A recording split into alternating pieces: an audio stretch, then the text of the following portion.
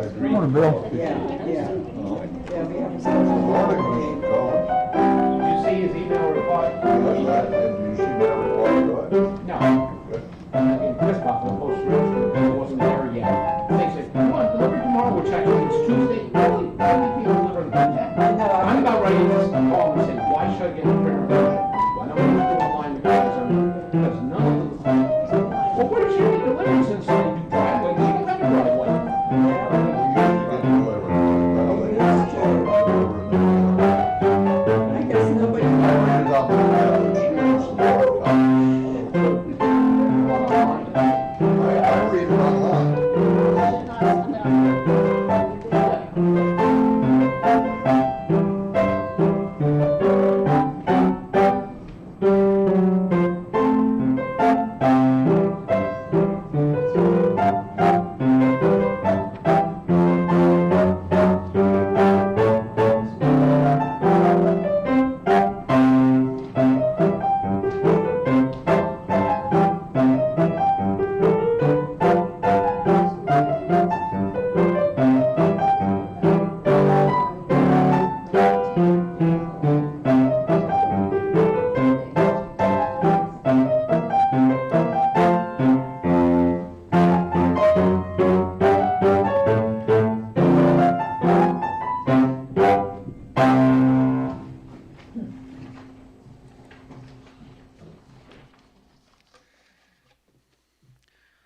Welcome and good morning. I'm Josh Coyote, today's worship associate. Today is our June 5th, 2020, in-person and online service. Reverend Kevin Carson, Vic Allen, Elizabeth Coyote, Jessica Kuipers, and myself bring you this service from the church's sanctuary. So welcome this morning, this day, and this opportunity to be together in community. We have several announcements. So let me find them all.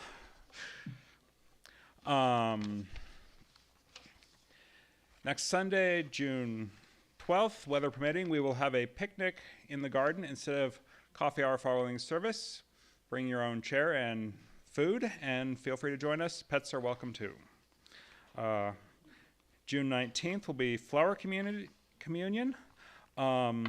July we will be taking a break from having services.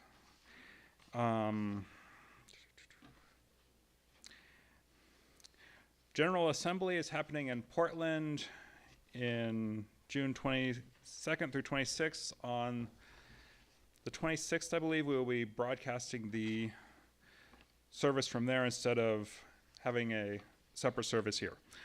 Men's group is Friday, June 10th at Steve Zweig's house. Jim Sathy, I don't see, can help you find it if you need to know where it is, his house is.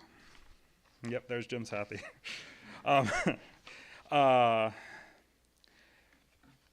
If you're watching this online, we'd ask you to please sign in to the chat box by the screen so we know who's joining us. We'll be having sorrows, concerns, and joys after Time for All Ages. At that time, we'll read those that came in either in the chat box or get placed in the basket over by the entrance. If you share one in the chat box, mention that, put that it's a sorrow, concern, or joy so it's easier to find. And so those need to be done ahead of time. Let's see. We have enjoyed having Jessica back in person these last few Sundays, but she will be taking a break, and we will also be taking that July break, so this is the last time we'll have her in person for about 2 months. So be sure to thank her for all the music, wonderful music she's played. And this church is self-supporting. There are several ways you can donate. If you're in person, there's a basket over by the door. You will also feel free to connect to our website to either pay by PayPal or send us a check through to our mailing address. We gratefully receive any offering that has been given. I think that's all.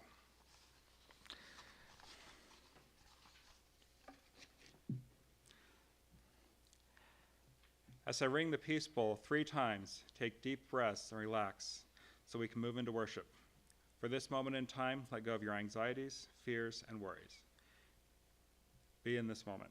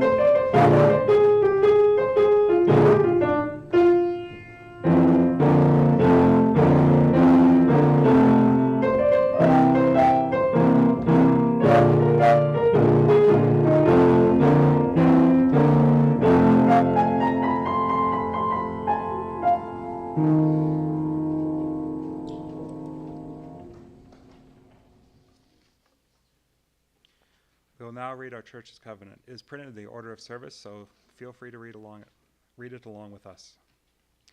Love is the spirit of this community, and service its law. This is our great covenant, to dwell together in peace, to seek the truth in love, and to help one another. We will now be lighting our chalice.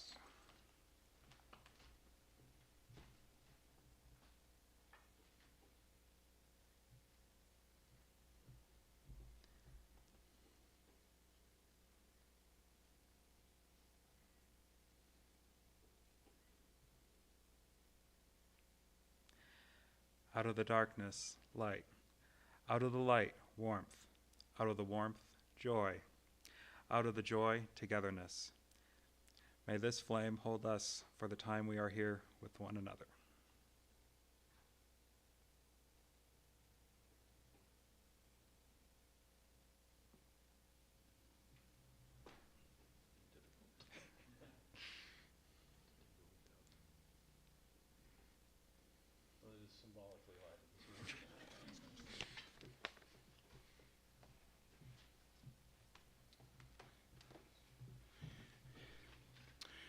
Good morning. Our call to worship this morning is the poem Seeking Joy by William Henry Davies. Joy, how I sought thee, silver I spent and gold, on the pleasures of this world in splendid garments clad. The wine I drank was sweet, rich morsels did I eat. Oh, but my life was sad. Joy, how I sought thee. Joy, I have found thee, far from the halls of mirth, back to the soft green earth, where people are not many. I find thee joy in hours with clouds and birds and flowers. Thou dost not charge 1 penny. Joy, I have found thee. I invite you now to enjoy our hymn number 1, May Nothing Evil Cross This Door.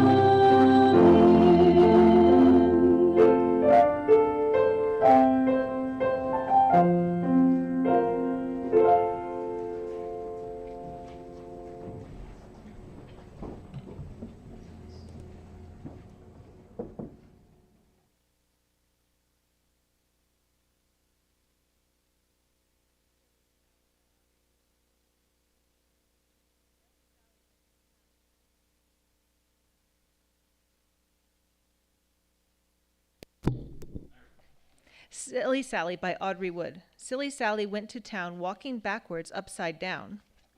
On the way she met a pig, a silly pig. They danced a jig. Silly Sally went to town dancing backwards upside down. On the way she met a dog, a silly dog. They played leapfrog. Silly Sally went to town, leaping backwards upside down. On the way she met a loon, a silly loon. They sang a tune. Silly Sally went to town, singing backwards upside down. On the way she met a sheep, a silly sheep. They fell asleep. Now, how did Sally get to town, sleeping backwards upside down? Along came Nettie Buttercup, walking forwards right side up. He tickled the pig who danced a jig. He tickled the dog who played leapfrog. He tickled the loon who sang a tune. He tickled the sheep who fell asleep. He tickled Sally who woke right up. She tickled Nettie Buttercup. And that's how Sally got to town, walking backwards upside down.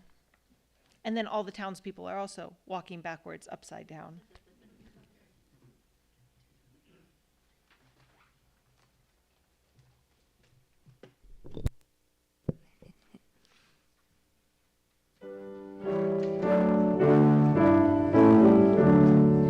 As we leave this friendly place, looking right to every face, may the kindness which we learn light our hearts till we return.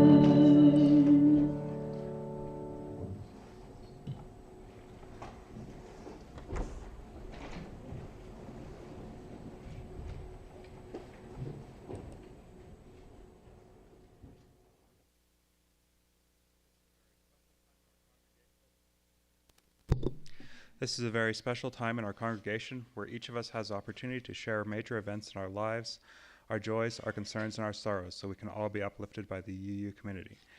As I read them, the ones that have given us, the minister will light a candle. It's a joy and a sorrow from Anita Carpenter. Her joy is that she's here to be with us today.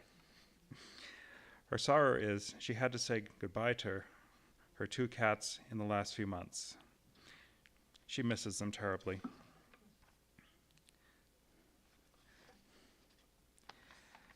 This is a joy from Bob and Roby. They're celebrating their 54th wedding anniversary today.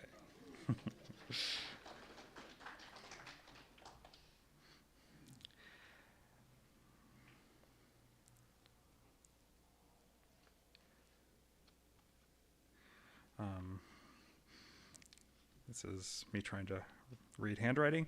From Judy Stanley. Sorrow and concern, and hope to send comfort and hope to everyone and everything for all within our community.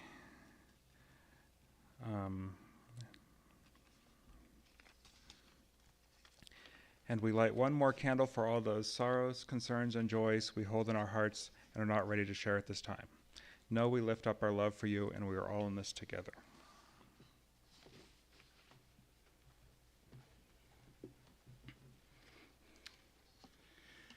I have 3 short readings this morning, and the first is an excerpt from the 1994 Berry Street essay by the Reverend Carl Scoville, Minister Emeritus at the historic King's Chapel in Boston. The Great Surmise says simply this: at the heart of creation lies a good intent, a purposeful goodness from which we come, by which we live our fullest, and to which we shall at last return. And this is the supreme reality of our lives. This goodness is ultimate, not fate nor freedom, not mystery, energy, order, nor finitude, but this good intent in creation is our source, our center, and our destiny. And with everything else we know in life, the strategies and schedules, the technology and tasks, with all we must know of freedom, fate, and finitude, of energy and order and mystery, we must know this, first of all: the love from which we were born, which bears us now, and which will receive us in the end. Our work on earth is to explore, enjoy, and share this goodness, to know it without reserve or hesitation. Too much of a good thing, said Mae West, is wonderful. Sound doctrine. Do you see how the great surmise stands all our logic and morality on its ear? Neither duty, nor suffering, nor progress, nor conflict, not even survival is the aim of life, but joy. Deep, abiding, uncompromised joy. My next two readings come from the Book of Joy by Archbishop Desmond Tutu and His Holiness the Dalai Lama. First from Desmond Tutu. God, who is forever pouring out God's whole being from all eternity, wants you to flourish. God wants you to be filled with joy and excitement and ever longing to be able to find what is so beautiful in God's creation, the compassion of so many, the caring, the sharing. And God says, please, my child, help me. Help me to spread love and laughter and joy and compassion. And you know what, my child? As you do this, hey, presto, you discover joy. Joy which you had not sought comes as the gift, as almost the reward for this non-self-regarding caring of others. And now from His Holiness the Dalai Lama. You see, in order to become a happy person, we need to live more from the compassionate part of our nature and have a sense of responsibility toward others and the world we live in. In this century, if we make an attempt with realistic effort and clear vision, perhaps in the later part of this century, we can really have a happier world, a more peaceful world, a kinder and more compassionate world. From various quarters, with a common effort and a vision that thinks about humanity, we can achieve unity and harmony with a sense of brotherhood and sisterhood with the oneness of humanity. And these small problems here and there, I think, ultimately we will solve. But we must also address the bigger problems. When the larger systematic problems are addressed, then the smaller problems will also be solved quite easily. So all of us, spiritual brothers and sisters, have a special role to make clear the ultimate source of a meaningful life is within ourselves. If you live in this way until your last breath comes, you will be happy person. That is the goal of human life, to live with joy and purpose.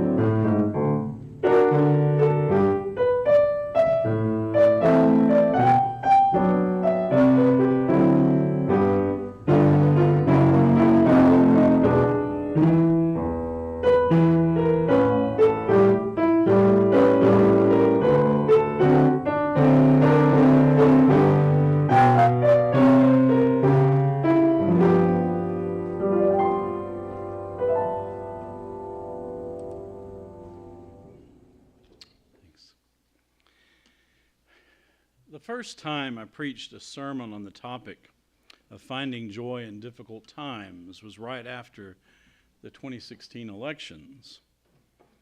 As I'm sure all of you can appreciate, many of the folks in the small churches in Vermont and Massachusetts where I was preaching at the time were very upset about what the future would be like under the incoming administration in Washington and the increasingly divisive American political climate.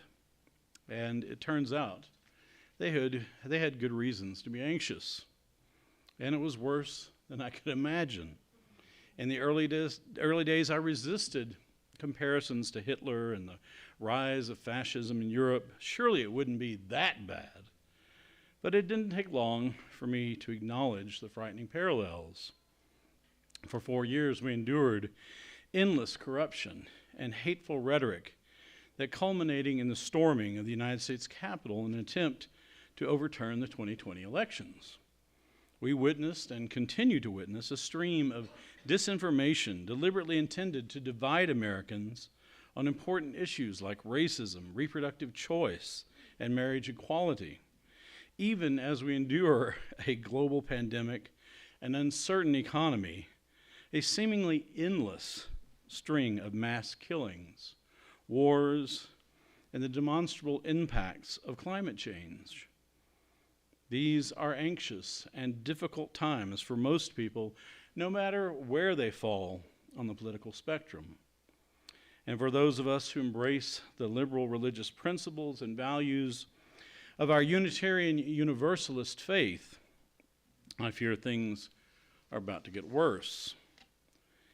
These days, it can seem like we woke up in a world that only Kafka or Orwell could imagine. So any Sunday would be appropriate to revisit the idea of finding joy in difficult times, lest we fall into despair. With so many issues on our plates, it is a true shame that upcoming decisions by the Supreme Court and political scheming behind the scenes will force us to revisit the fight for reproductive choice, voting rights, and even the future of democracy in our country, and possibly many other issues that we thought were settled law. As a concerned citizen and as a minister, I try to stay up to date on the news. It is tempting some days when the news offers nothing but new miseries and heartache to just stay in bed and hide under the covers. Our plates are overflowing with the needs of the world, and it would be easy to either burn out or give up. Who could blame us? It is at times like these, when I begin to feel overwhelmed, that I am reminded of my favorite quote from the Jewish Talmud. It is not your duty to complete the work, but neither are you free to desist from it. Sound advice, I think. When we choose to engage with the madness that surrounds us and say, enough, it is easy to become swallowed up. It is easy to pour out too much of ourselves into the work we are called to in our desperate struggle to make a difference. It is also easy to become overwhelmed by the slings and arrows that life can throw at us, even when things otherwise are going well. A major illness or the loss of a loved one can suddenly interrupt our plans and peace of mind, leaving us in a state of deep sadness and depression. Life can seem cruel at times, and it can be hard to even see light in the midst of such unbearable darkness. Grief especially can become an uninvited, constant companion that we must learn to live with without allowing it to consume our lives. When life is going well, it is easy to allow joy into our hearts and experience the happiness the world can offer us. But it is important to find a place for joy even when the world seems more tragic than beautiful. It may not be easy, but it is important for our well-being. One study conducted at the Institute of Neuroscience and Psychology at the University of Glasgow suggests that there are really only 4 fundamental human emotions, and 3 of them are the so-called negative emotions: fear, anger, and sadness. The only positive emotion is joy or happiness. Outnumbered 3-1, these negative emotions can overwhelm our capacity for joy and take up all the oxygen in the room. As one author says, there is no room for joy when we are full of anger, cynicism, or despair. There is no room for joy when we are worrying about the future or complaining about the past. Other studies are confirming that our ability to experience joy is a combination of how our brains are hardwired and how we condition ourselves to respond. They're finding that the 3 most important factors for our happiness are our ability to reframe our situation more positively, our ability to experience gratitude, and our choice to be kind and generous. Psychology is reaffirming the spiritual wisdom that permeates all our readings this morning. That joy comes from cultivating mindfulness of what is good and acting from a place of compassion and service to others, realizing that ultimately all we really need is love and a sense of connection to one another. For my friend and mentor, Reverend Carl Scoville, who is a Christian UU minister, finding deep, abiding, uncompromised joy comes from exploring the purposeful goodness that lies at the heart of creation, to know it without reserve or hesitation. In other words, to be mindful of the underlying goodness that pervades the world and invites us into a life of joy.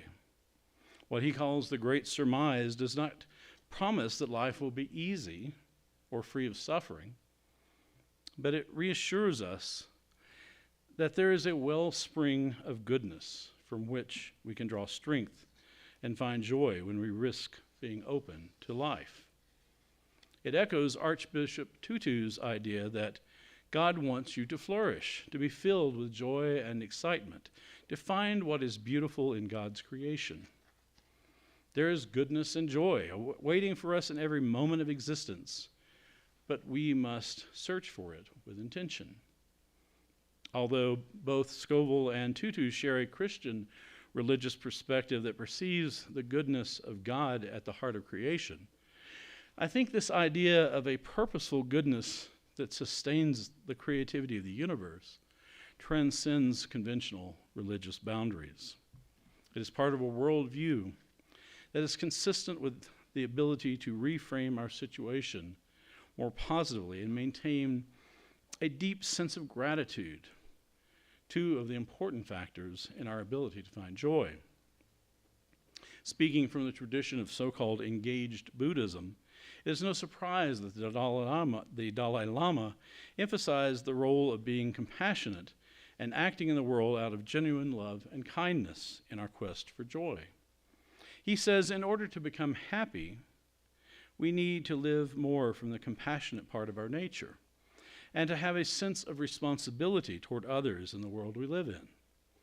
It is an eloquent restatement of the 3rd important factor in finding joy: choosing to be kind and generous. And though he did not specifically mention it, it would be hard to imagine living from the compassionate part of our nature without cultivating gratitude. Mindfulness and service to others go hand in hand. Several years ago, I ran across this piece by the UCC minister, Reverend Martha Peck, titled, "What Can I Do? An Alphabet of Ideas for Anxious Times." It is an acrostic list of actions from A to Z, so let me read it to you. Act as you would wish the world to become. Believe. Create beauty. Defend those who are in danger. Experience nature. Feed people. Give of yourself. Hope, then help it happen. Inspire imitation. Join with others. Know your strengths. Listen, learn, love. Make music. Name the good. Organize for change. Play. Quiet your mind. Respect differences. Savor life. Take risks. Use less of the earth's resources.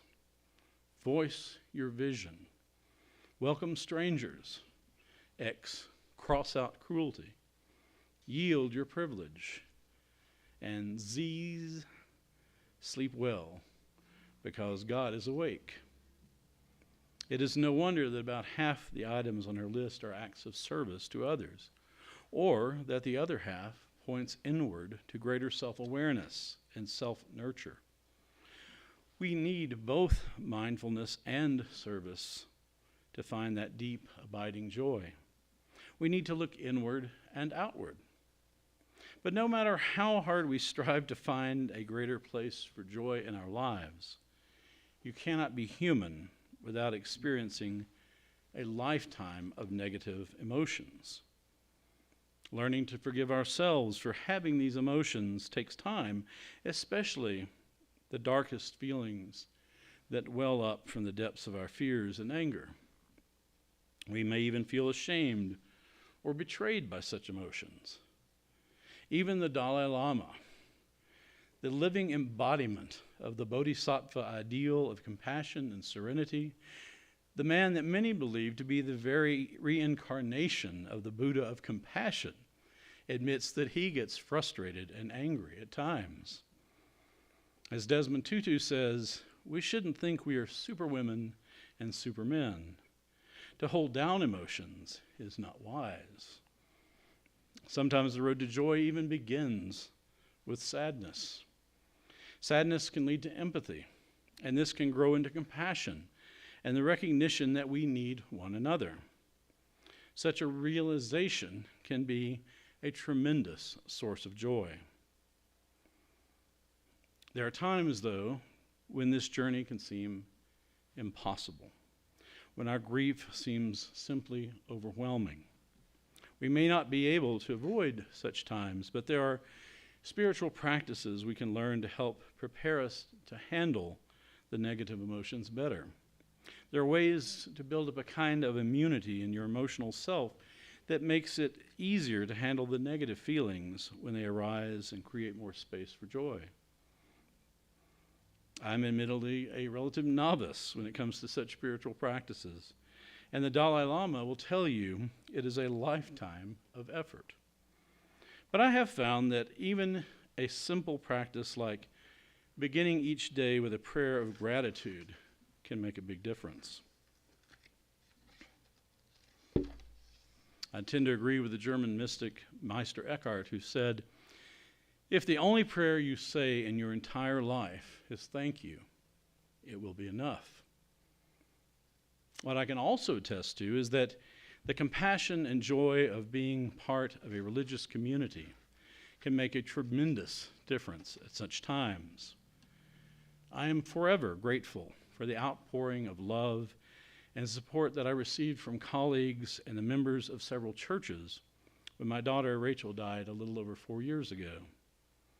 Our world collapsed in an instant, and the compassion I felt began a long journey back to finding any joy in life.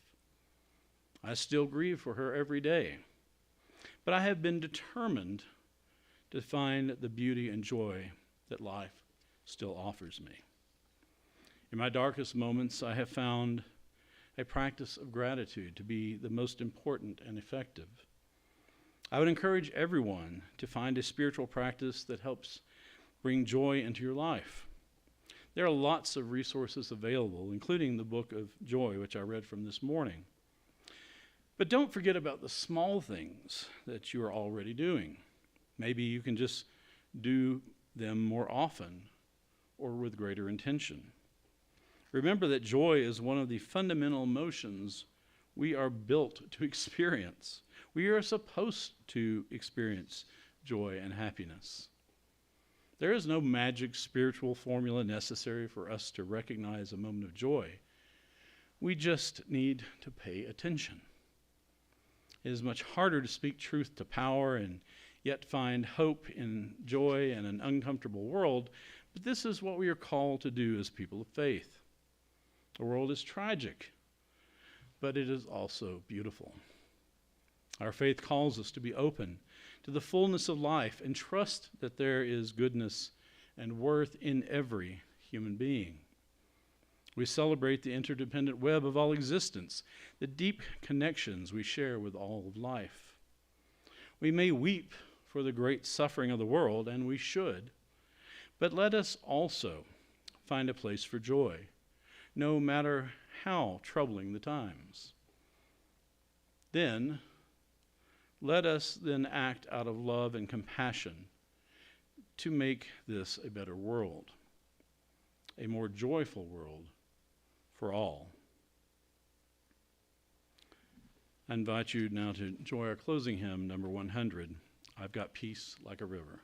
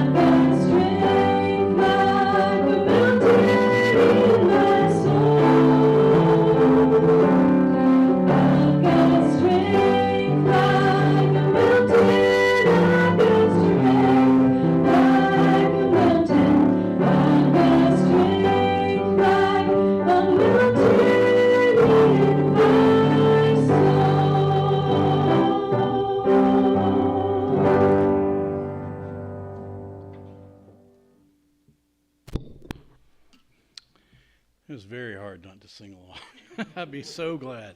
We're close. I think soon we'll be able to sing together once again. Our closing words are the poem Don't Hesitate by Mary Oliver. If you suddenly and unexpectedly feel joy, don't hesitate. Give in to it. There are plenty of lives and whole towns destroyed or about to be. We are not wise and not very often kind, and much can never be redeemed. Still, life has some possibility left. Perhaps this is its way of fighting back, that sometimes something happens better than all the riches and power in the world. It could be anything. Be very likely you notice it in the instant when love begins. Anyway, that's often the case. Anyway, whatever it is, don't be afraid of its plenty. Joy is not made to be a crumb.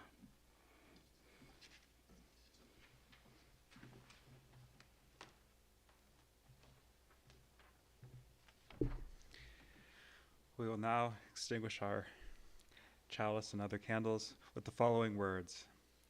Feel free to join me in reciting the reading. We extinguish this flame, but not the light of truth, the warmth of community, or the fire of commitment.